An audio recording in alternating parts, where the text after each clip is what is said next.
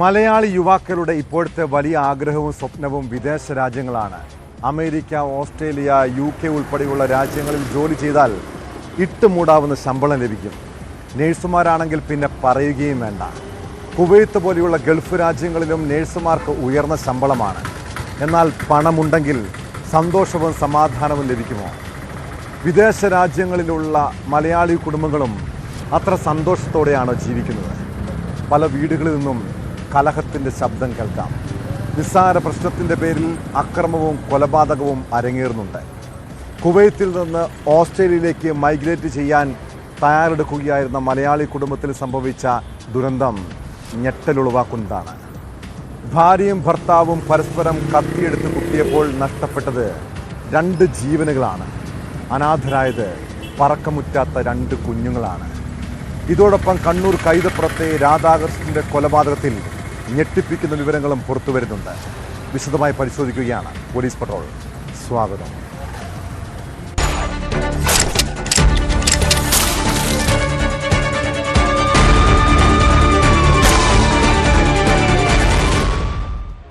ഭാര്യയും ഭർത്താവും കുവൈത്തിൽ നേഴ്സുമാർ. 2 പേർക്കും കൂടി മാസം 4 ലക്ഷത്തിലധികം രൂപ ശമ്പളവുമുണ്ട്. എന്നാൽ ജീവിതം കുറച്ചുകൂടി മെച്ചപ്പെടുത്താൻ ഓസ്ട്രേലിയയിലേക്ക് കുടിയേറാൻ തീരുമാനിച്ച് കാത്തിരുന്ന മലയാളി കുടുംബം. അതിനായി 4 ദിവസം മുൻപാണ് 7ഉം 4ഉം വയസ്സുള്ള മക്കളെ നാട്ടിലേക്ക് കൊണ്ടുവന്ന് മുത്തച്ഛനെയും മുത്തശ്ശിയെയും ഏൽപ്പിച്ച് അവർ മടങ്ങിയത്. കണ്ണൂർ സ്വദേശി സൂരജിനും ഭാര്യ ബിൻസിക്കും പിന്നീട് എന്താണ് സംഭവിച്ചത്? കഴിഞ്ഞ രാത്രി വീട്ടിൽ ഇരുവരും തമ്മിൽ വഴക്കുണ്ടാക്കിയ ബഹളം കേട്ടതാണ്. രാവിലെ 2 പേരെയും മരിച്ച നിലയിൽ കണ്ടെത്തുന്നു. വഴക്കിനിടെ ബിൻസിയും സൂരജും പരസ്പരം കത്തികൊണ്ട് കുത്തിയതാകാമെന്നാണ് നിഗമനം. സംഭവത്തിൽ കുവൈത്ത് പോലീസ് കേസെടുത്ത് അന്വേഷണം തുടങ്ങിയിട്ടുണ്ട്.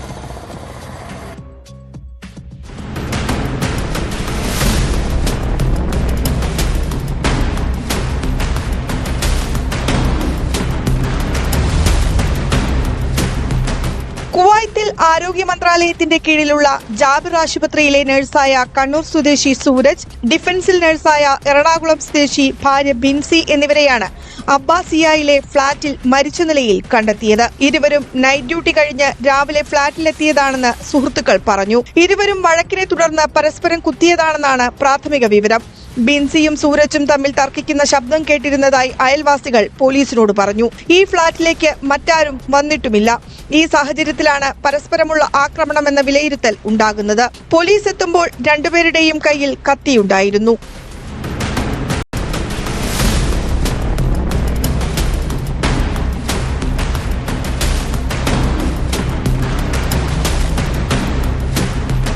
രാവിലെ കെട്ടിട കാവൽക്കാരൻ വന്ന് നോക്കിയപ്പോഴാണ് 2 പേരെയും മരിച്ച നിലയിൽ കണ്ടെത്തിയത്. പോലീസും ഫോറൻസിക് വിഭാഗവും സ്ഥലത്തെത്തി മേൽ നടപടികൾ സ്വീകരിച്ചു. എന്താണ് തർക്കത്തിനും കൊലപാതകത്തിനും കാരണമെന്നും പരിശോധിക്കുന്നുണ്ട്. കുവൈറ്റിൽ വർഷങ്ങളായി നഴ്സായി ജോലി ചെയ്തിരുന്ന ബിൻസിയും സൂരജും ഓസ്ട്രേലിയയിലേക്ക് മാറാനുള്ള തീരുമാനത്തിലായിരുന്നു. അതിന്റെ ഭാഗമായി ദമ്പതികളുടെ മക്കളെ നാട്ടിലേക്ക് മാറ്റിയിരുന്നു. ബിൻസി എറണാകുളം പെരുമ്പാവൂർ മണ്ണൂർ സ്വദേശിയും സൂരജ് കണ്ണൂർ മണ്ഡലം സ്വദേശിയുമാണ്.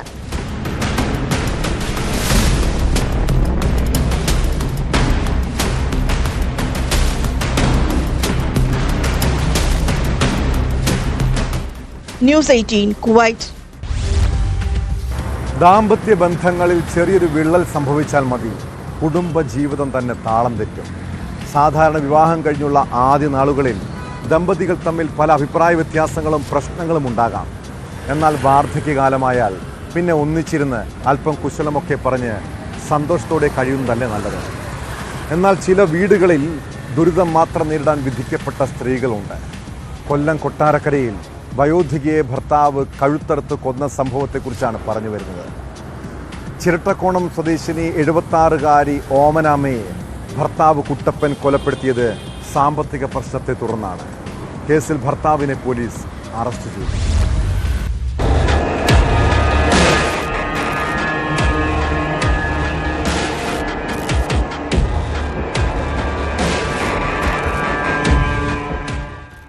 പുലർച്ചെ 6 മണിയോടെയാണ് സംഭവം. ഓമനിയമ്മയും കുട്ടപ്പനും കിടപ്പുമുറിയുടെ വാതിൽ തുറക്കാത്തതിനെ തുടർന്ന് മകനും മരുമകളും വാതിലിൽ ഏറെ നേരം തട്ടിവിളിച്ചു. വാതിൽ തുറന്നപ്പോഴാണ് രക്തത്തിൽ കുളിച്ച് നിലത്ത് കിടക്കുന്ന ഓമനയമ്മയുടെ മൃതദേഹം കണ്ടത്. പോലീസ് എത്തി കുട്ടപ്പനെ കസ്റ്റഡിയിലെടുത്തു. റൂം മുഴുവനും ബ്ലഡ് കിടക്കുന്നു. അങ്ങനെയാണ് മനസ്സിലാക്കിയത് ഇത് ഒരു ദുരൂഹതയുണ്ടെന്ന്. അങ്ങനെയാണ് ഞാൻ കൊട്ടാരം സ്റ്റേഷനിലും അതുപോലെ തന്നെ സി ഐയും എസ് ഐ ഒക്കെ വിളിച്ച് വിവരം പറഞ്ഞു. ഉടൻ തന്നെ പോലീസ് എത്തി പരിശോധന നടത്തി അന്വേഷണം നടന്നുകൊണ്ടിരിക്കുകയാണ്. ഓമനയമ്മയുടെ മൃതദേഹത്തിൽ കഴുത്തിന് പിന്നിലായി ആഴത്തിൽ വെട്ടേറ്റിരുന്നു. വെട്ടുകത്തിയും മുറിക്കുള്ളിൽ നിന്ന് കണ്ടെത്തി. പോലീസിന്റെ ചോദ്യം ചെയ്യലിൽ കുട്ടപ്പൻ കുറ്റസമ്മതം നടത്തി. അതിദാരുണമായിട്ടുള്ളൊരു മരണമാണ്. പ്രത്യേകിച്ച് ഈ പ്രദേശത്തെ തന്നെ നടുക്കിയിട്ടുള്ള ഒരു സംഭവം കൂടിയാണ്. കാരണം ഇവിടെ ഏകദേശം കഴുത്തിൻ്റെ ഭാഗത്തായിട്ട് വലിയ മുറിവുണ്ട്. ഏകദേശം 5 ഇഞ്ച് താഴ്ചയിലായിട്ട് കൊടുവാളിന് അറ്റംപ്റ്റ് നടത്തിയിട്ടാണ് കാണുവാൻ സാധിച്ചിട്ടുള്ളത്. കശുവണ്ടി തൊഴിലാളിയായിരുന്ന ഓമനയമ്മ വിരമിച്ചപ്പോൾ കിട്ടിയ പണം പലിശയ്ക്ക് കൊടുത്തതിലുള്ള തർക്കമാണ് കൊലപാതകത്തിലേക്ക് നയിച്ചതെന്നാണ് മൊഴി.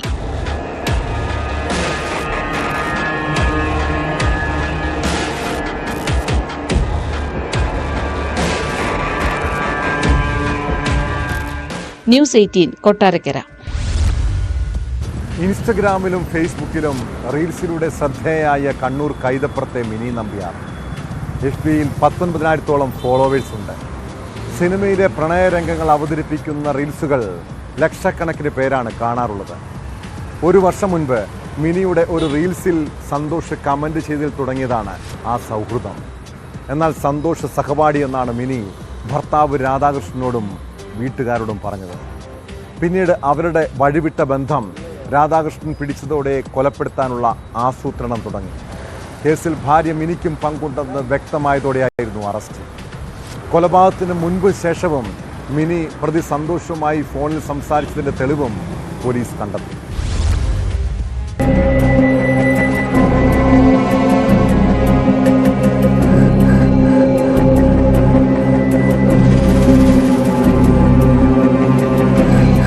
കൈതപ്രത്തെ ഓട്ടോ ഡ്രൈവറായ രാധാകൃഷ്ണനെ വെടിവെച്ച് കൊലപ്പെടുത്തിയ കേസിൽ ഭാര്യ മിനി നമ്പ്യാർ കഴിഞ്ഞ ദിവസമാണ് അറസ്റ്റിലായത്.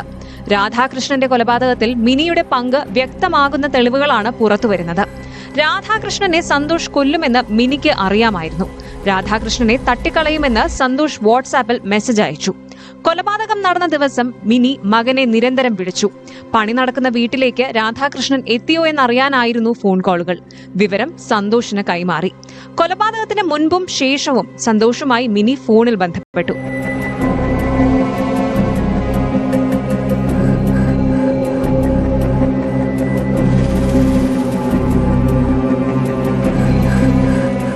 കുറഞ്ഞ കാലയളവിൽ മിനിയും സന്തോഷും 3000-ഓളം ഫോൺ കോളുകൾ ചെയ്തിരുന്നതായും പോലീസ് പറയുന്നു. ഭർത്താവിനെ കൊല്ലുമെന്ന് സന്തോഷ് പറഞ്ഞിട്ടും പോലീസിനെയോ രാധാകൃഷ്ണനെയോ മിനി വിവരം അറിയിച്ചിരുന്നില്ല. പ്രതി സന്തോഷുമായി മിനിക്കുണ്ടായിരുന്ന സൗഹൃദം കുടുംബ പ്രശ്നങ്ങൾക്ക് വഴിവെച്ചിരുന്നു.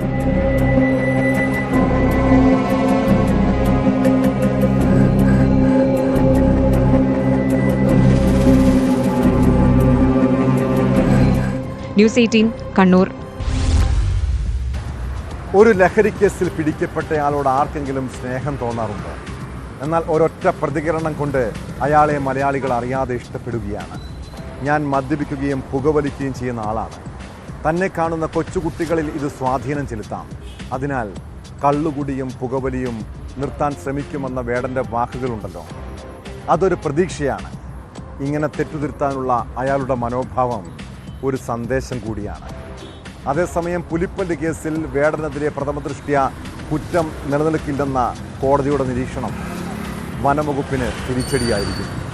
വനംവകുപ്പിൻ്റെ നടപടികളിൽ വകുപ്പ് മന്ത്രിയടക്കം അസംതൃപ്തി പ്രകടിപ്പിച്ചതിനാൽ കേസിലെ തുടർ നീക്കങ്ങൾ മന്ദഗതിയിലാകാനാണ് സാധ്യത.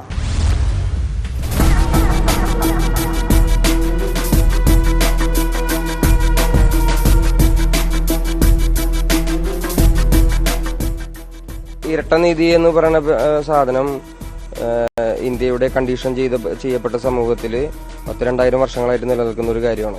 അതിനെക്കുറിച്ച് പുതിയതായിട്ട് വേടനൊന്നും പറയാനൊന്നുമില്ല. ഇരട്ടനീതി നിങ്ങൾക്ക് എല്ലാവർക്കും മനസ്സിലാവുന്നുണ്ടല്ലോ, അത് ചോറൊക്കെ തിന്നുന്ന ആൾക്കാരല്ലേ, അപ്പൊ നിങ്ങൾക്ക് എല്ലാവർക്കും മനസ്സിലാവും. അത് അതിനെക്കുറിച്ച് വേറെ അധികം ഒന്നും പറയാനില്ല. മന്ത്രിയുടെ അഭിപ്രായത്തെക്കുറിച്ച് അഭിപ്രായം പറയാൻ ഞാൻ ഒരാളല്ല, ഞാനൊരു കലാകാരനാണ്. ഞാൻ എന്റെ കല ചെയ്യുന്നു, ആ കല നിങ്ങൾ കേൾക്കുന്നു. തനിക്ക് പറ്റിയ തെറ്റെന്താണെന്ന് ഹിരൺദാസ് മുരളി എന്ന വേടൻ തിരിച്ചറിയുന്നുണ്ട്. ആ വാക്കുകളിൽ ഉടനീളം അത് പ്രകടമാണ്. തിരുത്താൻ ശ്രമിക്കുമെന്ന് സമൂഹത്തോട് പറയുന്ന വേടൻ സമൂഹത്തിൽ പക്ഷേ എല്ലാവരും തുല്യരല്ല എന്നുള്ളത് എല്ലാവരുടെയും മനസ്സിൽ ഉണ്ടായിരിക്കണമെന്ന് പറയുകയും ചെയ്യുന്നു. അതിലൂടെ തന്റെ രാഷ്ട്രീയവും നിലപാടും തന്നെയാണ് റാപ്പർ വേടൻ അടയാളപ്പെടുത്തുന്നത്. എഴുത്തും പാട്ടും തുടരുമെന്ന് പ്രഖ്യാപിക്കുന്ന വേടന് ഒരു പരിധിവരെ ആശ്വാസമാണ് ജാമ്യവ്യവസ്ഥയിലെ കോടതി പരാമർശങ്ങൾ. പുലിപ്പല്ല് കേസിൽ വനം വകുപ്പിന്റെ നീക്കങ്ങൾക്ക് ശക്തമായ തിരിച്ചടിയാണ് കോടതിയുടെ നിരീക്ഷണം. മൃഗവേട്ടയടക്കമുള്ള ഗുരുതരമായ വകുപ്പുകളാണ് റാപ്പർ വേടനെതിരെ ചുമത്തിയിരുന്നത്. എന്നാൽ കോടതി ഇതിനെ തള്ളുന്നു. വേടൻ പുലിയെ വേട്ടയാടി എന്നതിന് വനം വകുപ്പിന് പരാതിയില്ല. വേടനെതിരെ സമാനമായ കുറ്റകൃത്യങ്ങളുമില്ലെന്ന് കോടതിയുടെ ജാമ്യ ഉത്തരവിൽ പറയുന്നു. ഒപ്പം പുലിപ്പല്ല് യഥാർത്ഥമാണോ എന്ന് കണ്ടെത്തേണ്ടത് ശാസ്ത്രീയ പരിശോധനയിലാണെന്നും ഇത് നടന്നിട്ടില്ലെന്നും കോടതി ചൂണ്ടിക്കാട്ടി.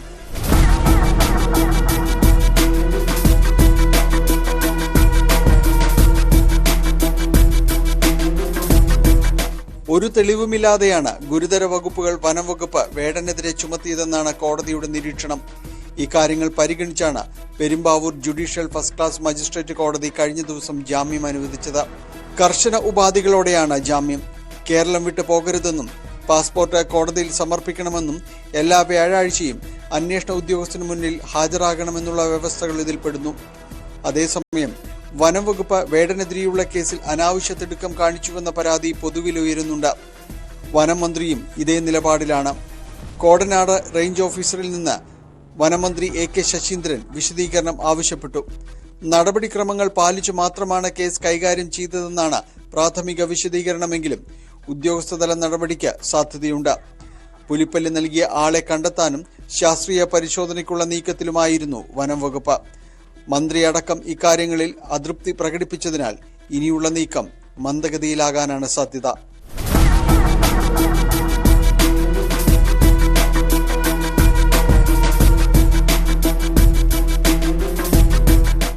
ന്യൂസ് 18 കൊച്ചി.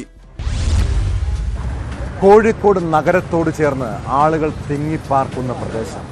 അവിടെ കഴിഞ്ഞ രാത്രി ഒരു പെൺകുട്ടിയുടെ നിലവിളി ശബ്ദം കേട്ടു. അച്ഛ, അമ്മ, ഓടിവായോ എന്ന് അലറി വിളിച്ചുകൊണ്ടുള്ള കരച്ചിൽ ഒരു നാടിനെ മുഴുവൻ ഭീതിയിലാഴ്ത്തുന്നതാണ്. ട്യൂഷൻ കഴിഞ്ഞ് വീട്ടിലേക്ക് മടങ്ങുകയായിരുന്ന 15-കാരിയെ ഇതര സംസ്ഥാനക്കാരായ 2 പേർ പീഡിപ്പിക്കാൻ ശ്രമിക്കുകയായിരുന്നു. ഇക്കഴിഞ്ഞ ഏപ്രിൽ 28 രാത്രിയാണ് പെൺകുട്ടിയെ വലിച്ചിഴച്ചു കൊണ്ടുപോയി പീഡിപ്പിക്കാൻ ശ്രമിച്ചത്. കേസിൽ ബീഹാർ സ്വദേശികളായ ഫൈസാൻ അൻവർ, ഹിമാൻ അലി എന്നിവരെ പോലീസ് അറസ്റ്റ് ചെയ്തു. CCTV ദൃശ്യങ്ങളാണ് കേസിൽ നിർണായകമായത്.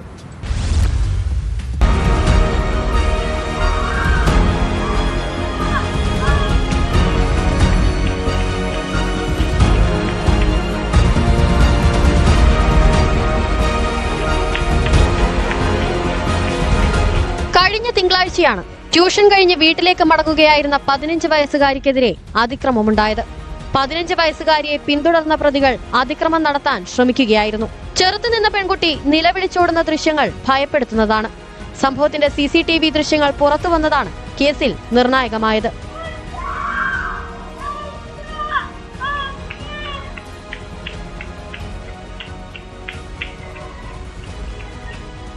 കുടുംബത്തിന്റെ പരാതി പ്രകാരം കസബ പോലീസ് കേസെടുത്ത് അന്വേഷണം നടത്തിയെങ്കിലും തുടക്കത്തിൽ സൂചനകളൊന്നും ലഭിച്ചിരുന്നില്ല. സംഭവസ്ഥലത്തിനടുത്തുള്ള നിരവധി CCTV ദൃശ്യങ്ങൾ പോലീസ് പരിശോധിച്ചു. പിന്നീട് ഇതര സംസ്ഥാന തൊഴിലാളികൾ കൂട്ടമായി താമസിച്ചു വരുന്ന സ്ഥലത്തും പരിശോധന നടത്തിയാണ് പോലീസ് പ്രതികളിലേക്ക് എത്തിയത്. സംഭവസ്ഥലത്ത് നിന്ന് കിട്ടിയ സിമന്റ് പുരണ്ട ഒരു ചെരുപ്പും കേസിന് വഴിത്തിരിവുണ്ടാക്കി. കെട്ടിട നിർമ്മാണ തൊഴിലാളികളാണ് പ്രതികളെന്ന് ഇതിൽ നിന്ന് പോലീസിന് മനസ്സിലായി. തുടർന്ന് ചാലപ്പുറം ഭജനകോവിൽ റോഡിൽ ഇതര സംസ്ഥാന തൊഴിലാളികൾ കൂട്ടമായി താമസിക്കുന്ന സ്ഥലത്തു നിന്നും പ്രതികളെ കണ്ടെത്തി അറസ്റ്റ് ചെയ്യുകയായിരുന്നു. കേസിൽ ബീഹാർ കിഷൻഗഞ്ച് സ്വദേശികളായ ഫൈസാൻ അൻവർ, ഹിമാൻ അലി എന്നിവരെയാണ് പോലീസ് അറസ്റ്റ് ചെയ്തത്.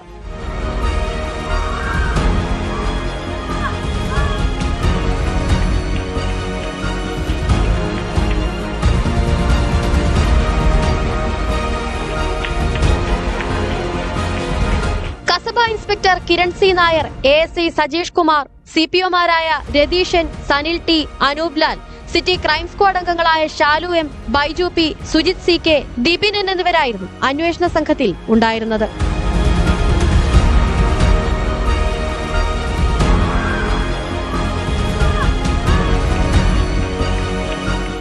ന്യൂസ് 18 കോഴിക്കോട്. കൊച്ചി നഗരത്തിൽ തഴച്ചു വളരുന്ന ബിസിനസ്സാണ് സ്പാ സെൻ്ററുകൾ. എന്നാൽ ഇതിൻ്റെ മറവിൽ എന്താണ് നടക്കുന്നത് കൂടി എല്ലാവരും അറിയണം. പല സ്പാ സെൻ്ററുകളിലും അനാശാസ്യ കേന്ദ്രങ്ങളും പ്രവർത്തിക്കുന്നുണ്ടെന്നാണ് വിവരം. കൊച്ചി വൈറ്റിലി ഹോട്ടൽ കേന്ദ്രീകരിച്ചാണ് അനാശാസ്യ കേന്ദ്രം പ്രവർത്തിച്ചിരുന്നത്. ഇവിടെ നിന്ന് 4 യുവതികൾ ഉൾപ്പെടെ പോലീസ് അറസ്റ്റ് ചെയ്തു. സ്പായുടെ മറവിൽ വഴിവിട്ട ഇടപാടുകൾ സജീവമെന്നാണ് പോലീസിന്റെ കണ്ടെത്തൽ.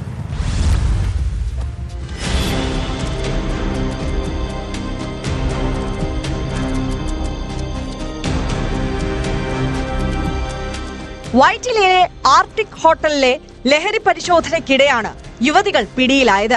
ഈ ഹോട്ടലിൽ ലഹരി ഇടപാട് നടക്കുന്നുണ്ടെന്ന രഹസ്യ വിവരത്തിന്റെ അടിസ്ഥാനത്തിലാണ് പോലീസും ഡാൻസ് ഓഫ് സംഘവും പരിശോധന നടത്തിയത്. എന്നാൽ പരിശോധനയിൽ ലഹരി മരുന്ന് കണ്ടെത്താനായില്ല. അതിനിടെയാണ് സ്പായുടെ മറവിൽ അനാശാസ്യം നടത്തുന്നതായി പോലീസിന് വ്യക്തമായത്. തുടർന്ന് 4 പേരെ കസ്റ്റഡിയിലെടുക്കുകയായിരുന്നു. 2 യുവതികളെയും 2 യുവാക്കളെയുമാണ് പോലീസ് പിടികൂടിയത്. ഇവരുടെ അറസ്റ്റ് രേഖപ്പെടുത്തി.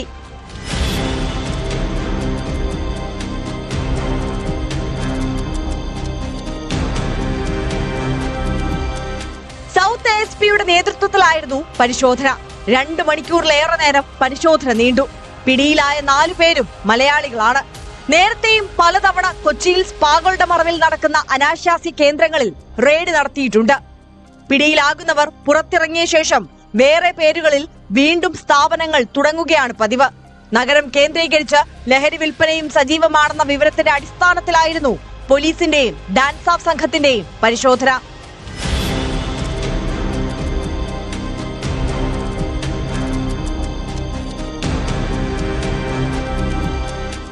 ന്യൂസ് 18 കൊച്ചി. കൊല്ലം മുഖത്തലയിൽ ഇസ്രായേലി വനിത സത്വ കൊല്ലപ്പെട്ട കേസ് ഏറെ കോളിളക്കം സൃഷ്ടിച്ചതാണ്. 2023 നവംബർ 30 യോഗാചാര്യനായ ഭർത്താവ് കൃഷ്ണചന്ദ്രൻ സത്വയെ കുത്തിക്കൊലപ്പെടുത്തുകയും ജീവനൊടുക്കാൻ ശ്രമിച്ചെന്നുമായിരുന്നു കേസ്.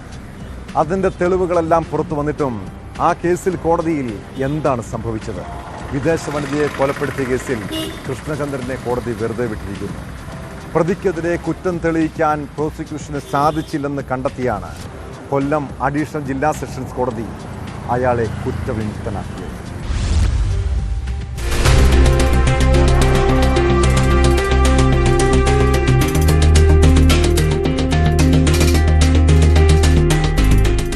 സത്വയും കൃഷ്ണചന്ദ്രനും മുഖത്തല കോടാലിമുക്കിലെ ബന്ധുവീട്ടിൽ താമസിക്കവേ 2023 നവംബർ 30 കേസിനാസ്പദമായ സംഭവം.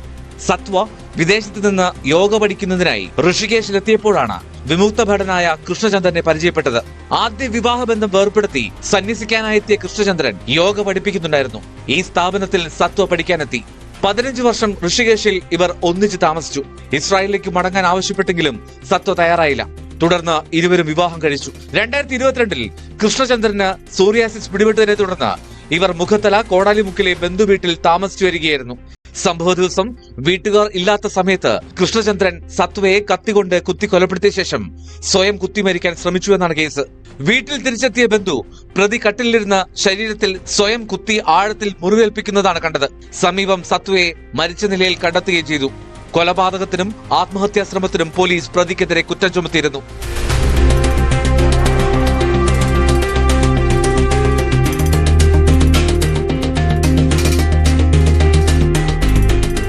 മുൻപുണ്ടായ അപകടത്തിലെ അവശതകളും രോഗബാധയും കാരണമുള്ള കടുത്ത മാനസിക സംഘർഷത്തിലാണ് പ്രതി ആത്മഹത്യാശ്രമം നടത്തിയതെന്ന് പ്രതിഭാഗം വാദിച്ചു. തുടർന്ന് ഈ കുറ്റത്തിൽ നിന്ന് പ്രതിയെ കോടതി ഒഴിവാക്കി. സാഹചര്യ തെളിവുകൾ മാത്രമുണ്ടായിരുന്ന കൊലക്കേസിൽ പ്രതിക്കെതിരെ സംശയാതീതമായ തെളിവ് നൽകാൻ പ്രോസിക്യൂഷന് സാധിച്ചില്ലെന്നും കോടതി ഉത്തരവായി. അഡീഷണൽ ജില്ലാ ജഡ്ജി S. സുഭാഷാണ് വിധി പറഞ്ഞത്. അഭിഭാഷകരായ JNS ജില്ലാരിയോസ്, കല്ലുംതാഴം ഉണ്ണികൃഷ്ണൻ, ചവറ പ്രവീൺ കുമാർ, പ്രിയ ജി നാഥ് എന്നിവർ പ്രതിക്ക് വേണ്ടി ഹാജരായി.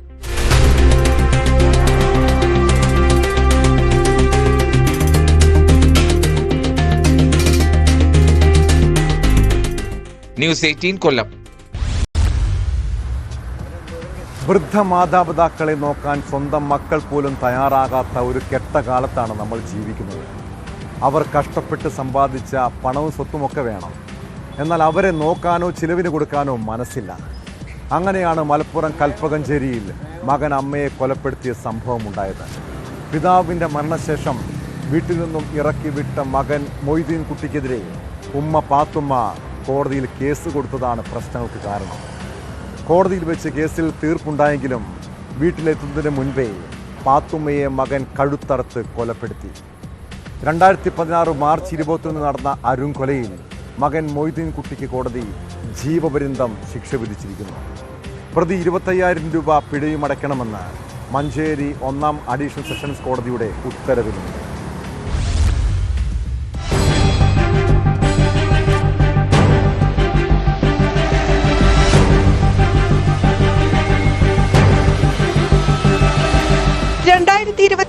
മാർച്ച് 21 വളവന്നൂർ ചോലക്കലിൽ വെച്ചാണ് മാതാവായ പാത്തുമ്മയെ പ്രതി മൊയ്തീൻ കുട്ടി കൊലപ്പെടുത്തിയത്. പാത്തുമ്മയുടെ ഭർത്താവ് പരേതനായ അബ്ദുറഹ്മാന്റെ പേരിലുണ്ടായിരുന്ന സ്വത്ത് വിറ്റ് മൊയ്തീൻ കുട്ടിയുടെ പേരിൽ വസ്തു വാങ്ങിയിരുന്നു. ഇതിനുശേഷം ഇയാൾ മാതാവിനെ വീട്ടിൽ നിന്ന് ഇറക്കിവിട്ടു. ശേഷം പല വീടുകളിലായാണ് പാത്തുമ്മ കഴിഞ്ഞിരുന്നത്. ഇതിനിടെ ജീവിത ചെലവിന് പണം കിട്ടണമെന്നാവശ്യപ്പെട്ട് പാത്തുമ്മ മൊയ്തീന്റെ പേരിൽ തിരൂർ കുടുംബ കോടതിയിൽ കേസ് കൊടുത്തു. സംഭവ ദിവസം കോടതിയിൽ പാത്തുമ്മയുടെ കേസ് പരിഗണിച്ചിരുന്നു. അദാലത്തിൽ പാത്തുമ്മയും മൊയ്തീനും ഹാജരായി. ഇവിടെ വെച്ച് മാതാവിനെ സംരക്ഷിക്കാമെന്ന് പറഞ്ഞ് മൊയ്തീൻ കുട്ടി കരാറുണ്ടാക്കി. ഇരുവരും വീട്ടിലേക്ക് തിരിച്ചു വരുമ്പോൾ ഇടവഴിയിൽ വെച്ച് മൊയ്തീൻ മാതാവിനെ കഴുത്തറുത്ത് കൊലപ്പെടുത്തിയെന്നാണ് പ്രോസിക്യൂഷൻ കേസ്.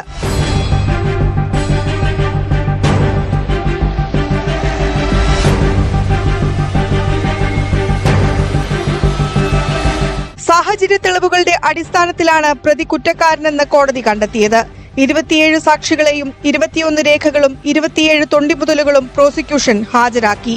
പ്രതിയുടെ നഖത്തിന്റെ രാസപരിശോധനാ റിപ്പോർട്ടിൽ പാത്തുമ്മയുടെ രക്തമുള്ളതായി തെളിഞ്ഞതാണ് കേസിൽ വഴിത്തിരിവായത്.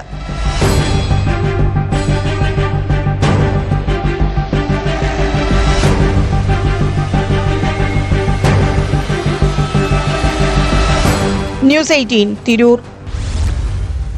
കുട്ടിക്കാലത്ത് മക്കളെ ഒത്തിരി കഷ്ടപ്പെട്ടും ബുദ്ധിമുട്ടിയും വളർത്തിയതാണ് പല മാതാപിതാക്കളും. അവർക്ക് വേണ്ടി മുണ്ടും മുറുക്കി കൊടുത്ത് സമ്പാദിക്കുന്ന പലരും നമുക്കിടയിലുണ്ട്. ചാലക്കുടിയിലെ ഷീല സണ്ണിയും ഇങ്ങനെ മകനെയും മകളെയും വളർത്താനും പഠിപ്പിക്കാനും കുറേ അധ്വാനിച്ചിട്ടുണ്ട്. അവർക്ക് നല്ല വിദ്യാഭ്യാസവും നൽകി. എന്നാൽ വിവാഹത്തിന് ശേഷം മകനിലുണ്ടായ മാറ്റമാണ് ബ്യൂട്ടി പാർലർ ഉടമ ഷീല സണ്ണിയുടെ ജീവിതം കീഴ്മേൽ മറിച്ചത്. വ്യാജ ലഹരി കേസിൽ മകനും പങ്കുണ്ടെന്ന സംശയമാണ് പോലീസിനുള്ളത്. മരുമകളുടെ സഹോദരി ലിവിയയാണ് LST സ്റ്റാമ്പ് വെച്ചതെന്ന വെളിപ്പെടുത്തലിന് പിന്നാലെയാണ് മകനിലേക്കും മരുമകളിലേക്കും അന്വേഷണം നീങ്ങുന്നത്. 2 തവണ ചോദ്യം ചെയ്യാൻ വിളിപ്പിച്ചെങ്കിലും മകൻ സംഗീത് ഹാജരായിട്ടില്ല. ലിവിയ ജോസിനെ അന്വേഷണ സംഘം കേസിൽ നേരത്തെ പ്രതി ചേർത്തിരുന്നു.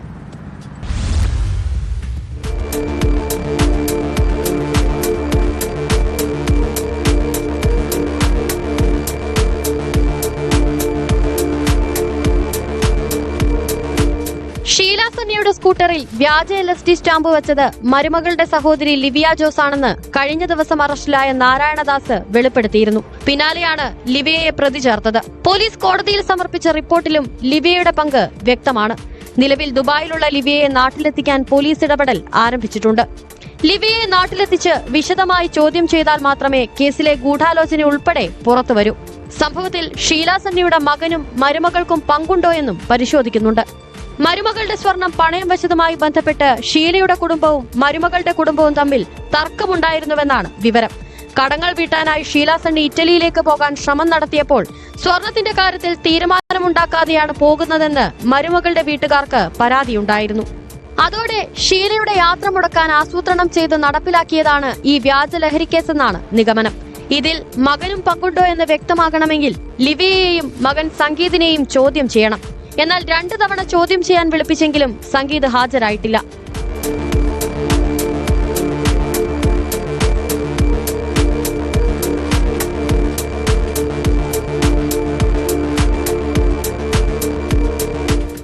വർഷം വരെ തടവ് ശിക്ഷ ലഭിക്കാവുന്ന ലഹരി കേസിലാണ് ഷീല സണ്ണിയെ കൊടുക്കാൻ ശ്രമിച്ചത്. ബംഗളൂരുവിലുള്ള ആഫ്രിക്കക്കാരനിൽ നിന്ന് 10,000 രൂപ കൊടുത്ത് LSD സ്റ്റാമ്പ് വാങ്ങിയത് ഷീലയ്ക്ക് ജയിൽ ശിക്ഷ ഉറപ്പുവരുത്തുകയെന്ന ലക്ഷ്യത്തോടെയായിരുന്നു. എന്നാൽ 3 മാസത്തിനു ശേഷം കാക്കനാട്ടെ അനലിറ്റിക്കൽ ലാബിലെ രാസപരിശോധനാ ഫലം നെഗറ്റീവായതോടെ ഷീല കേസിൽ നിന്ന് കുറ്റവിമുക്തിയായി. ആഫ്രിക്കക്കാരനിൽ നിന്നാണ് ലഹരി വാങ്ങിയത്. ഈ ആഫ്രിക്കക്കാരൻ വ്യാജനാണ് നൽകിയതെന്നാണ് വിലയിരുത്തൽ. ഇതാണ് ഷീല സണ്ണിക്ക് തുണയായത്. അവരെ കൊടുക്കാനായി യഥാർത്ഥ LSD സ്റ്റാമ്പ് തന്നെ വാങ്ങാനാണ് മരുമകളുടെ സഹോദരി ലിവിയയും സുഹൃത്ത് നാരായണദാസും തീരുമാനിച്ചിരുന്നത്.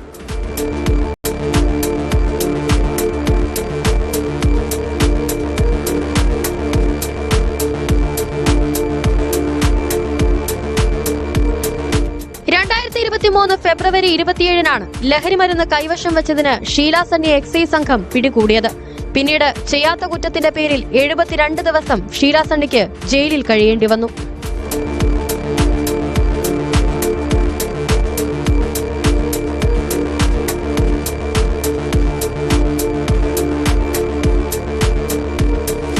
ന്യൂസ് 18 തൃശൂർ. തിരുവനന്തപുരത്ത് IB ഉദ്യോഗസ്ഥ ആത്മഹത്യ ചെയ്ത കേസിൽ പ്രതി സുഗാന്തിനെ കണ്ടെത്താൻ പോലീസിന് ഉടൻ കഴിയുമോ? അയാളുടെ അച്ഛനെയും അമ്മയെയും കസ്റ്റഡിയിലെടുത്തതോടെ സുഗാന്തിനെ പിടികൂടാൻ കഴിയുമെന്നാണ് അന്വേഷണ സംഘത്തിൻ്റെ പ്രതീക്ഷ. കഴിഞ്ഞ ദിവസം ചാവക്കാട് സ്റ്റേഷനിൽ ഹാജരായ മാതാപിതാക്കൾ മകനെക്കുറിച്ച് അറിയില്ലെന്നാണ് മൊഴി നൽകിയത്. പ്രതി സുഗാന്ത് ഒളിവിൽ തുടരുമ്പോഴും ഏത് സാഹചര്യത്താലാണ് ഇരുവരും കീഴടങ്ങിയതെന്ന് പോലീസ് പരിശോധിക്കുന്നുണ്ട്.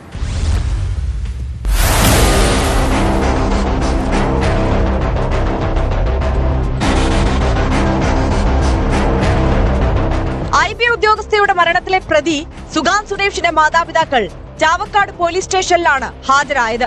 പിതാവ് എടപ്പാൾ സ്വദേശി സുരേഷും മാതാവ് ഗീതയും നിലവിൽ ഈ കേസിൽ പ്രതികളല്ല. പേട്ടയിൽ നിന്നുള്ള പോലീസ് സംഘമാണ് ഇരുവരുടെയും മൊഴിയെടുക്കുന്നത്. മാർച്ച് 24-നാണ് പേട്ട റെയിൽവേ സ്റ്റേഷന് സമീപം IB ഉദ്യോഗസ്ഥയെ ട്രെയിൻ തട്ടി മരിച്ച നിലയിൽ കണ്ടെത്തിയത്. സുഗാന്തിനെതിരെ ഉദ്യോഗസ്ഥയുടെ കുടുംബം പരാതി നൽകിയതിന് പിന്നാലെ മലപ്പുറത്തെ വീട് പൂട്ടി ഇവർ മാറിയിരുന്നു. ഏത് സാഹചര്യത്തിലാണ് മാതാപിതാക്കൾ കീഴടങ്ങിയതെന്ന് പോലീസ് അന്വേഷിച്ചു വരുന്നു.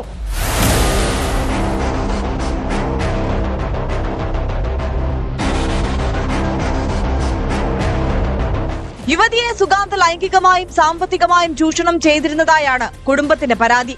മരിക്കുന്നതിന് തൊട്ടുമുമ്പ് IB ഉദ്യോഗസ്ഥ സുഗാന്തുമായി ഫോണിൽ സംസാരിച്ചിരുന്നതായി പോലീസ് കണ്ടെത്തിയിരുന്നു. സുഗാന്തിന്റെ മാതാപിതാക്കളിൽ നിന്ന് നിർണായക വിവരങ്ങൾ കിട്ടുമെന്ന പ്രതീക്ഷയിലാണ് പോലീസ്. സുഗാന്ത് സുരേഷിന്റെ എടപ്പാളിലെ വീട്ടിൽ പോലീസ് ലുക്കൌട്ട് നോട്ടീസ് പതിപ്പിച്ചിരുന്നു. ഇതിന് പിന്നാലെയാണ് മാതാപിതാക്കൾ പോലീസിന് മുന്നിൽ ഹാജരായത്. സുഗാന്തിനെ അടുത്തിടെ ജോലിയിൽ നിന്ന് IB പിരിച്ചുവിട്ടിരുന്നു.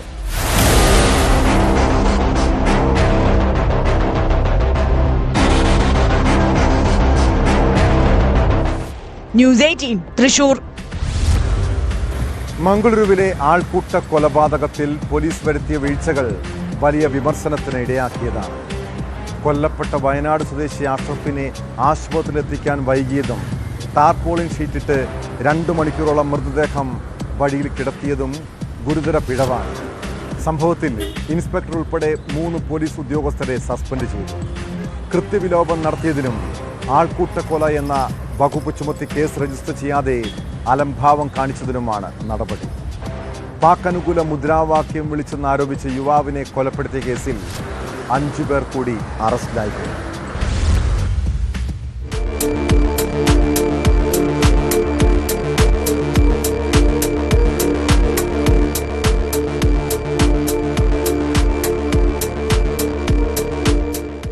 മംഗളൂരുവിൽ ആൾക്കൂട്ട ആക്രമണത്തിൽ വയനാട് സ്വദേശി അഷ്റഫ് കൊല്ലപ്പെട്ട സംഭവത്തിൽ ഇൻസ്പെക്ടർ ഉൾപ്പെടെ 3 പോലീസ് ഉദ്യോഗസ്ഥരെ സസ്പെൻഡ് ചെയ്തു. കൃത്യവിലോപം നടത്തിയതിനും ആൾക്കൂട്ട കൊല എന്ന വകുപ്പ് ചുമത്തി കേസ് രജിസ്റ്റർ ചെയ്യാതെ അലംഭാവം കാണിച്ചതിനുമാണ് സസ്പെൻഷൻ. മംഗളൂരു റൂറൽ പോലീസ് സ്റ്റേഷനിലെ sub inspector Shivakumar, head constable Chandra, constable Yallalinga എന്നിവരെയാണ് city police commissioner Anupam Agarwal അന്വേഷണ വിധേയമായി സസ്പെൻഡ് ചെയ്തത്. മർദ്ദനമേറ്റ അഷ്റഫിനെ ആശുപത്രിയിലെത്തിക്കാനും വൈകിയിരുന്നു. ടാർപോളിൻ ഷീറ്റിട്ട് 2 മണിക്കൂറാണ് മൃതദേഹം വഴിയിൽ കിടത്തിയത്. ആൾക്കൂട്ട ആക്രമണത്തിൽ ഗുരുതരമായി പരിക്കേറ്റ അഷ്റഫിനെ 2 മണിക്കൂർ കഴിഞ്ഞാണ് ആശുപത്രിയിലെത്തിച്ചത്. ഇതാണ് മരണത്തിലേക്ക് നയിച്ചതെന്നും പോലീസിന്റെ കൃത്യനിർവഹണത്തിൽ തടസ്സമുണ്ടായെന്നും വിലയിരുത്തിയാണ് ഇൻസ്പെക്ടർ ഉൾപ്പെടെ 3 പോലീസ് ഉദ്യോഗസ്ഥരെ സസ്പെൻഡ് ചെയ്തത്. മംഗളൂരുവിന് സമീപം കുടുപ്പുവിൽ ഞായറാഴ്ച വൈകിട്ട് 3 മണിയോടെയാണ് കേസിനാസ്പദമായ സംഭവം. മലപ്പുറം സ്വദേശിയും വയനാട് പുൽപ്പള്ളിയിൽ താമസക്കാരനുമായ മുഹമ്മദ് അഷ്റഫാണ് കൊല്ലപ്പെട്ടത്. കുടുപ്പു ഭദ്ര കല്ലൂരുട്ടി ക്ഷേത്ര മൈതാനത്ത് പ്രാദേശിക ക്രിക്കറ്റ് ടൂർണമെന്റിനിടെ പാകിസ്ഥാൻ അനുകൂല മുദ്രാവാക്യം വിളിച്ചു എന്നാരോപിച്ചാണ് 30ഓളം വരുന്ന സംഘം അഷ്റഫിനെ ചവിട്ടിയും വടികൊണ്ടടിച്ചും ക്രൂരമായി കൊലപ്പെടുത്തിയത്. എന്നാൽ ഈ കാര്യം പോലീസ് സ്ഥിരീകരിച്ചിട്ടില്ല. സംഭവത്തിൽ 20 പേരെ അറസ്റ്റ് ചെയ്തിട്ടുണ്ട്.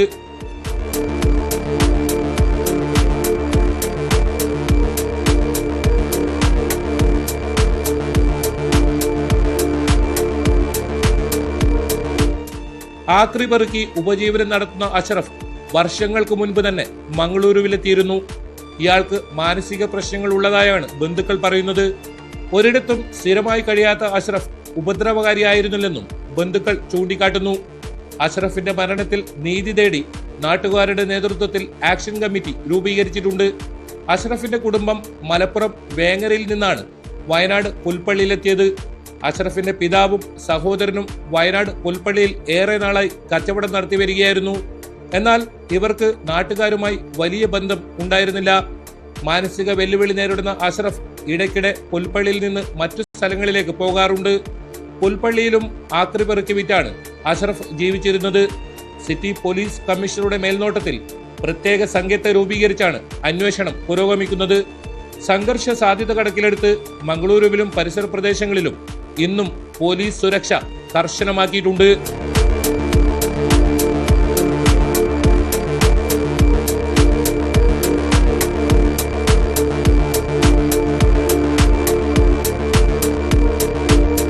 ന്യൂസ് 18 മംഗളൂരു. RSS അനുഭാവികളായ ജയിലുദ്യോഗസ്ഥരുടെ ഒത്തുചേരൽ വലിയ വിവാദമായതാണ്. കുമരകത്തെ റിസോർട്ടിൽ ഉദ്യോഗസ്ഥ സംഗമം നടന്നതിന്റെ ചിത്രങ്ങൾ പുറത്തുവന്നതോടെ കടുത്ത നടപടി ഉണ്ടാകുമെന്നാണ് സൂചന. ചട്ടലംഘനമുണ്ടെന്നും സംഭവം ഗൗരവതരമെന്നുമാണ് ഇന്റലിജൻസ് റിപ്പോർട്ട്. വിവിധ റാങ്കുകളിലുള്ള 18 ഉദ്യോഗസ്ഥരെ നേരത്തെ സ്ഥലം മാറ്റിയിരുന്നു.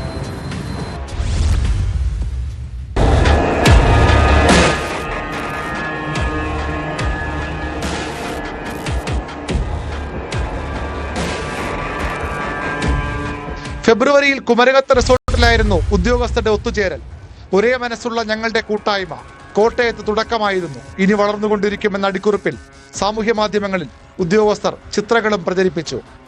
ജയിൽ മേധാവിക്ക് ഇതിനെതിരെ പരാതികൾ ലഭിച്ചു. എന്നാൽ RSS അനുഭാവിയുടെ ഉദ്യോഗസ്ഥർ പ്രത്യേക ലക്ഷ്യത്തോടെ ഒത്തുചേർന്നു എന്നതിന് തെളിവില്ലാത്തതിനാൽ കൂടുതൽ നടപടികൾ വേണ്ടെന്നായിരുന്നു ജയിൽ വകുപ്പിന്റെ വിശദീകരണം.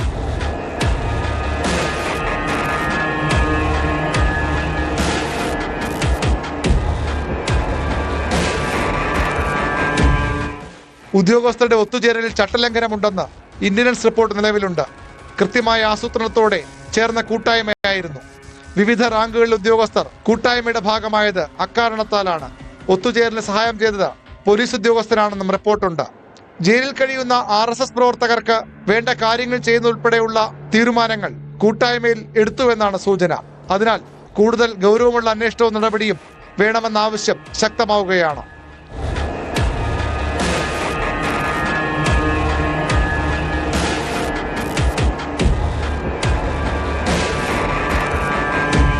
ന്യൂസ് 18 തിരുവനന്തപുരം.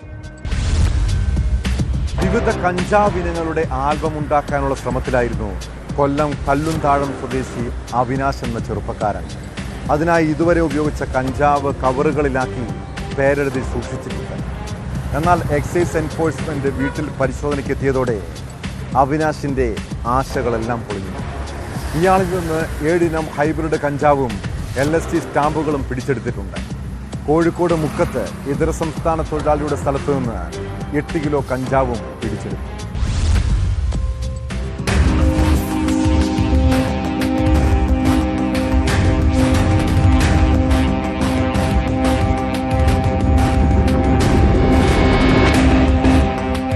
$89 മില്ലിഗ്രാം LSDയും 20 ഗ്രാം കഞ്ചാവുമാണ് കൊല്ലം കല്ലുംതാഴത്തെ വീട്ടിൽ നിന്നും കണ്ടെടുത്തത്.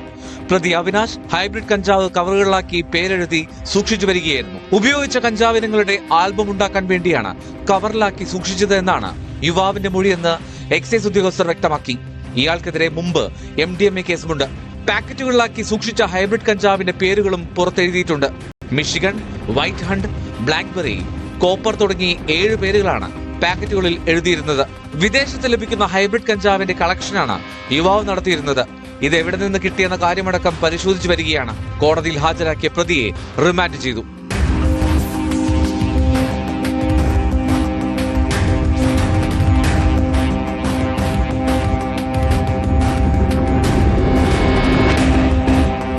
കോഴിക്കോട് മുക്കത്ത് മണാശ്ശേരി അങ്ങാടിയിൽ ഇതര സംസ്ഥാന തൊഴിലാളി താമസിക്കുന്ന വാടക മുറിയിൽ നിന്നാണ് കഞ്ചാവ് പിടിച്ചത്. ബംഗാൾ സ്വദേശി ഷാജഹാൻ അലിയെ എക്സൈസ് അറസ്റ്റ് ചെയ്തു. കുന്നമംഗലം എക്സൈസ് ഇൻസ്പെക്ടർ നിഷിൽ കുമാറിന്റെ നേതൃത്വത്തിൽ നടത്തിയ പരിശോധനയിലാണ് കഞ്ചാവ് കണ്ടെടുത്തത്.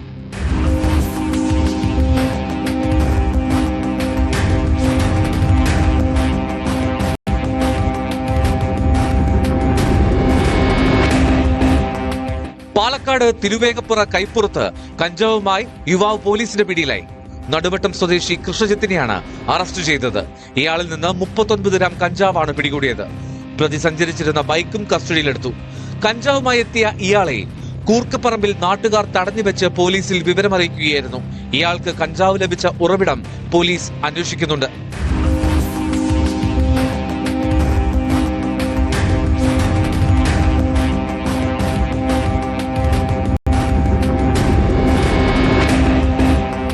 വിവിധ ബ്യൂറോകൾക്കൊപ്പം news desk news 18. Idukki Thekkady check പോസ്റ്റിൽ ഓടിക്കൊണ്ടിരുന്ന ഓട്ടോറിക്ഷയിൽ നിന്ന് ഡ്രൈവറെ വലിച്ചിട്ട വനപാലകന്റെ നടപടി ശുദ്ധ തെമ്മാടിത്തരമാണ്. അതിന്റെ ദൃശ്യങ്ങൾ പുറത്തുവന്നതോടെ തേക്കടിയിലെ beat forest officer PM Zakir ഹുസൈനെതിരെ നടപടി ഉണ്ടാകുമെന്നാണ് സൂചന. ഉദ്യോഗസ്ഥനെതിരെ വകുപ്പ് തല നടപടിക്ക് ശുപാർശ ചെയ്തിട്ടുണ്ട്. കഴിഞ്ഞ വെള്ളിയാഴ്ചയാണ് ഡ്രൈവർ ജയചന്ദ്രനെ സക്കീർ ഹുസൈൻ ഓടുന്ന ഓട്ടോറിക്ഷയിൽ നിന്നും വലിച്ച് റോഡിലേക്കിട്ടത്.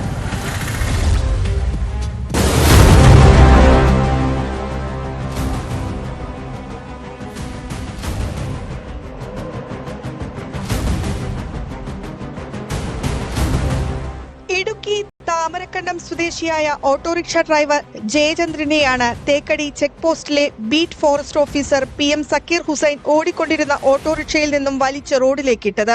ചെക്ക് പോസ്റ്റിൽ സക്കീർ ഹുസൈൻ കൈ കാണിച്ചുവെങ്കിലും ഓട്ടോറിക്ഷ നിർത്തിയില്ല. ഇതിൽ പ്രകോപിതനായാണ് വനം വകുപ്പ് ഉദ്യോഗസ്ഥൻ ഓടിക്കൊണ്ടിരുന്ന വാഹനത്തിൽ നിന്ന് ഡ്രൈവറെ വലിച്ചു നിലത്തിട്ടത് എന്നാണ് ആരോപണം. റോഡിലേക്ക് ഡ്രൈവർ വീഴുന്നതുൾപ്പെടെ CCTV ദൃശ്യങ്ങളിൽ വ്യക്തമാണ്.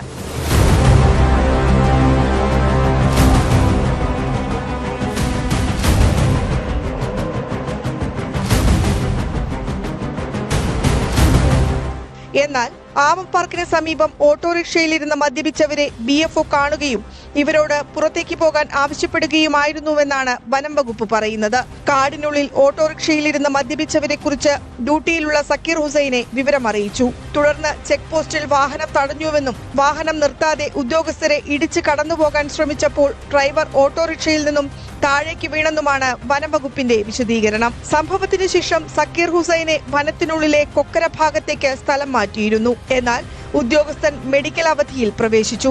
ഇരുവിഭാഗത്തിന്റെയും പരാതിയിൽ വനം വകുപ്പ് ഉദ്യോഗസ്ഥനെതിരെയും ഓട്ടോറിക്ഷ ഡ്രൈവർക്കെതിരെയും പോലീസ് കേസെടുക്കുകയും ചെയ്തു. പിന്നാലെയാണ് വനപാലകനെതിരെ വകുപ്പുതല നടപടിക്ക് ശുപാർശ ചെയ്തിരിക്കുന്നത്.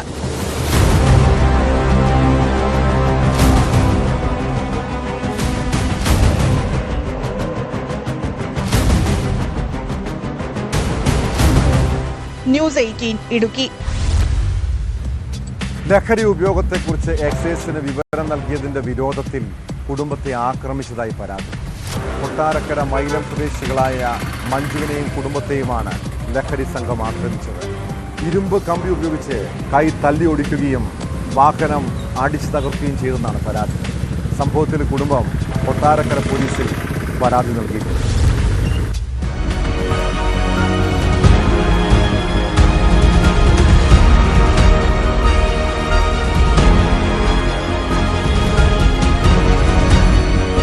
കൊട്ടാരക്കര വെള്ളാരംകുന്നിൽ 3 വർഷമായി താമസമായ ദമ്പതികളാണ് ജസൻ മഞ്ജു ദമ്പതികൾ. ഇവരുടെ ഉടമസ്ഥയിലുള്ള വീടാണിത്. ഇവർ ഇവിടെ താമസമായ ദിവസം മുതൽ സാമൂഹ്യ വിരുദ്ധരുടെ വലിയ ശല്യമാണ് ഇവിടെ ഉണ്ടായിരിക്കുന്നത്. അയൽവാസികളായ കുറച്ച് ചെറുപ്പക്കാരാണ് ഇത്തരത്തിലുള്ള ഒരു അക്രമം നടത്തിയതെന്നാണ് ഇവരുടെ ഭാഗത്തു നിന്നൊരു ആരോപണം ഉണ്ടായിരിക്കുന്നത്. യുവതിയുടെ കൈക്ക് അടക്കം നല്ല പരിക്കാണ് സംഭവിച്ചിരിക്കുന്നത്. എന്താണ് സംഭവിച്ചത് നമുക്ക് കൃത്യമായി ചോദിച്ചറിയാം. 10 മണി കഴിഞ്ഞപ്പോൾ ഞാൻ കച്ചവടം കഴിഞ്ഞ് കയറി വരുമായിരുന്നു. 9:30 ആകുമ്പോഴത്തേക്കും സ്റ്റാൻഡിൽ വണ്ടി ഒതുക്കും. ഞാനും എൻ്റെ ചേച്ചിയുടെ മോന് മൊബൈൽ ടോർച്ച് അടിച്ചുകൊണ്ട് കയറി വരും. അപ്പോൾ റെയിൽവേയിൽ 3 പേര് നിൽപ്പുണ്ടായിരുന്നു. കണ്ണൻ, ജിത്തു, അവൻ്റെ ഒരു കൂട്ടുകാരൻ. അവൻ എനിക്ക് കണ്ടറിയാം, ഒരു കൂട്ടുകാരൻ 3 പേരുണ്ട്. അപ്പോൾ ഈ ചെറുക്കനെ കണ്ടതും വലിയ പൈപ്പ് എടുത്തുകൊണ്ട് ഇവനെ അടിക്കാൻ ഓട്ടിച്ച് ഇവൻ അങ്ങ് ഓടി വീട്ടിൽ കയറി. വീട്ടിൽ കയറിയപ്പോൾ ഞാൻ അവിടെയാണല്ലോ നിൽക്കുന്നത്. എൻ്റെ കയ്യിൽ ഫോൺ ഉണ്ട്. തന്നെ തട്ടിത്തറ ഇത് ഓടിയപ്പം തട്ടിത്തറ വിടുന്നു. 2 പേര് ചെറുക്കനെ ഓട്ടിച്ച്. അപ്പോൾ കണ്ണൻ അവിടെ നിൽക്കുക.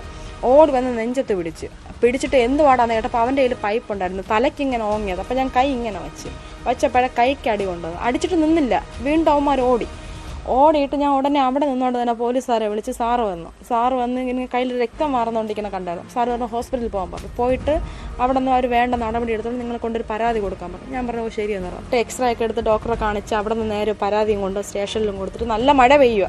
ഞങ്ങൾ വണ്ടിയും കൊണ്ട് ഈ മൈലം സ്കൂൾ വഴി ഞങ്ങളിങ്ങ് വീട്ടിൽ വരിക. വന്നപ്പോൾ ഇവിടെ പതുങ്ങി, ഞങ്ങളെ വീട്ടിന് തൊട്ട് താഴെ പതുങ്ങി കിടന്നിട്ട് ഒരു വലിയ കരിങ്കലെടുത്ത് ഞങ്ങളെ ഫ്രണ്ട് ഗ്ലാസ് അടിച്ച് പൊട്ടിച്ച്. എന്നിട്ട് ഞങ്ങളെന്നിട്ട് തമിഴ്നാട്ടുകാരെന്ന് പറഞ്ഞാൽ പച്ചയ്ക്ക് ചീത്ത വിളിക്കുക. ഞങ്ങളൊരു അക്ഷരം ഇട്ടില്ല. ഞങ്ങൾ എന്നിട്ട് അവിടെ തന്നെ വണ്ടി ഞങ്ങൾ ഡോറ് തുറന്ന് ഇറങ്ങുമ്പോൾ ഇവന്മാർ ഓടിക്കളഞ്ഞു. വണ്ടി അവിടെ തന്നെ ഇട്ടിട്ട് ഞാൻ വീണ്ടും ഇവിടെ വന്ന പോലീസ് സാറിനെ വീണ്ടും ഞാൻ വിളിച്ചു. സാർ ഇതുപോലെ സാറല്ലേ പറഞ്ഞ ആശുപത്രി പോയിട്ട് വന്നിട്ട് ഒരു പ്രശ്നം ഉണ്ടാകത്തില്ല, ഞങ്ങളെ വണ്ടി അടിച്ച് ഞങ്ങൾ എന്ത് ചെയ്യണം. സാർ ആ സ്പോട്ടിൽ തന്നെ സാർ ഇവിടെ വീണ്ടും വന്നപ്പോൾ വണ്ടി ഇങ്ങനെ പൊട്ടിച്ചിട്ടിങ്ങനെ സാറ് കണ്ടു. അവർ പറഞ്ഞ് നിങ്ങളൊരു കാര്യം ചെയ്യും, നിങ്ങൾ വീട്ടിൽ കയറിയിരിക്കും, വണ്ടി അകത്തിന് വേണ്ട നടപടി നമുക്ക് എടുക്കാം. വീട്ടിൽ കയറിയപ്പോഴും ജിത്തുവും കണ്ണനും കൂടി ഇവിടെ വന്നുകൊണ്ട് ഭയങ്കര ചീത്ത വിളിയും. രാത്രി 12 മണി കഴിയും, ഭയങ്കര ചീത്ത വിളിയും കല്ല് പറക്കി എറിയക്കവും. എന്നിട്ട് തമിഴ്നാട്ട് എന്ന് പറഞ്ഞ് ഭയങ്കര ചീത്ത വിളിയാണ്, ഇറങ്ങി വാടാന്ന്. ഞങ്ങൾ ലൈറ്റ് ഇട്ടിക്കുക, 4 സൈഡ് ഞങ്ങൾ ലൈറ്റ് ഇട്ടിക്കുക. അവൻ ഇരുട്ടത്ത് നിൽക്കുക, അവൻ വെളിച്ചത്ത് വരത്തെന്താ. ഇതുതന്നെയാണ് സാഹചര്യം. ഇവരുടെ ഉപജീവന മാർഗമായ വാഹനം ഉൾപ്പെടെ അടിച്ചു തകർത്തൊരു സാഹചര്യമാണ് ഉള്ളത്. ഇവർ കൊട്ടാരക്കര KSRTC ബസ് സ്റ്റാൻഡിന് സമീപം കപ്പലിൻ്റെ കച്ചവടം നടത്തിയാണ് ഉപജീവനം നടത്തുന്നത്. അതുപോലെ തന്നെ ഇദ്ദേഹത്തിന് ഉത്സവപ്പറമ്പുകളിൽ കച്ചവടം നടത്തിയാണ് ഇവരുടെ ഉപജീവനം നടന്നു വരുന്നത്. ശരിക്കും ഇവരുടെ ഈ ഉപജീവന മാർഗമായ വാഹനമാണ് ഇപ്പോൾ തകർത്തിരിക്കുന്നത്. അതുപോലെ തന്നെ ഇവർക്കിപ്പോൾ ജോലി ചെയ്ത് ജീവിക്കാൻ പറ്റാത്തൊരു സാഹചര്യത്തിലേക്കാണ് എത്തിയിരിക്കുന്നത്. ഇവരുടെ കൈക്ക് വലിയ രീതിയിൽ പരിക്കേറ്റിരിക്കുന്നു. ഈ പൈപ്പ് വടിവെച്ചാണ് അടിച്ച് വലിയ രീതിയിൽ മാരകമായിട്ടുള്ള മുറിവ് ഏൽപ്പിച്ചിരിക്കുന്നത്. കൃത്യമായൊരു അന്വേഷണം നടത്തി കുറ്റക്കാർക്കെതിരെ കർശനമായ നടപടി സ്വീകരിക്കണം എന്നുള്ള വലിയൊരു ആവശ്യമാണ് ഉയർന്നു വന്നിരിക്കുന്നത്. S Vineesh, news 18 Kottarakkara. കുറ്റകൃത്യങ്ങളുടെ മറ്റു ചില വാർത്തകൾ ചുരുക്കുന്നു. 10 അഴിമതി കേസുകളിൽ ഉൾപ്പെട്ട വനം വകുപ്പ് ഉദ്യോഗസ്ഥനെ സർവീസിൽ തിരിച്ചെടുത്തു. Palode range forest officer Sudheesh കുമാറിനെയാണ് ജാമ്യം ലഭിച്ചതിനെ തുടർന്ന് സർവീസിൽ തിരിച്ചെടുക്കാൻ വനം മന്ത്രിയുടെ ഓഫീസ് നിർദ്ദേശം നൽകിയത്. ഏപ്രിൽ 9-നാണ് കൈക്കൂലി കേസിൽ അറസ്റ്റിലായതിനെ തുടർന്ന് സുധീഷ് കുമാറിനെ സസ്പെൻഡ് ചെയ്തത്. കൊല്ലം ആയൂരിൽ യുവാവ് തോട്ടിൽ മരിച്ച നിലയിൽ. വയക്കൽ വഞ്ചിപ്പെട്ടി സ്വദേശി ഹാരിസിന്റെ മരണത്തിൽ ചടയമംഗലം പോലീസ് അന്വേഷണം തുടങ്ങി. കണ്ണൂർ സെൻട്രൽ ജയിലിൽ വീണ്ടും മൊബൈൽ ഫോണുകൾ പിടിച്ചു. 10-ാം ബ്ലോക്കിന് പുറത്ത് ഒളിപ്പിച്ച നിലയിലായിരുന്നു 2 സ്മാർട്ട് ഫോണുകൾ. ജയിലിൽ ഒരാഴ്ചക്കിടെ പിടികൂടിയത് 5 ഫോണുകൾ. പൊതുവെ മലയാളിയുടെ ജീവിതം കുടുംബവും ചുറ്റുപാടുമൊക്കെ നിറഞ്ഞതാണ്. വീട്ടിൽ സന്തോഷമില്ലെങ്കിൽ പിന്നെ എന്തുണ്ടെന്ന് പറഞ്ഞിട്ടും കാര്യമുണ്ടോ? രാവിലെ മുതൽ കലഹം നിറഞ്ഞ വീടുകളിൽ കഴിയുന്നതിനേക്കാൾ ഭേദം ഇറങ്ങിപ്പോകുന്നതാണെന്ന് പലരും ചിന്തിക്കുന്നു.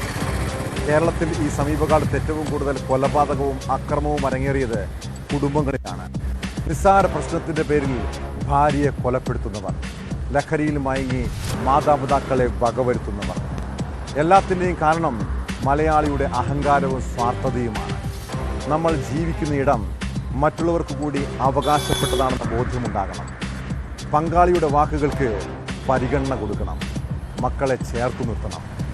അങ്ങനെയുള്ള വീടുകളിൽ സന്തോഷം നിലനിൽക്കും. അല്ലാത്തിടത്ത് കലഹവും പ്രശ്നങ്ങളും നിത്യസംഭവമായിരിക്കും. അതിൻ്റെ പര്യവസാനം ദുരന്തത്തിലാകുമെന്ന് ഓർത്താൽ നല്ലത്.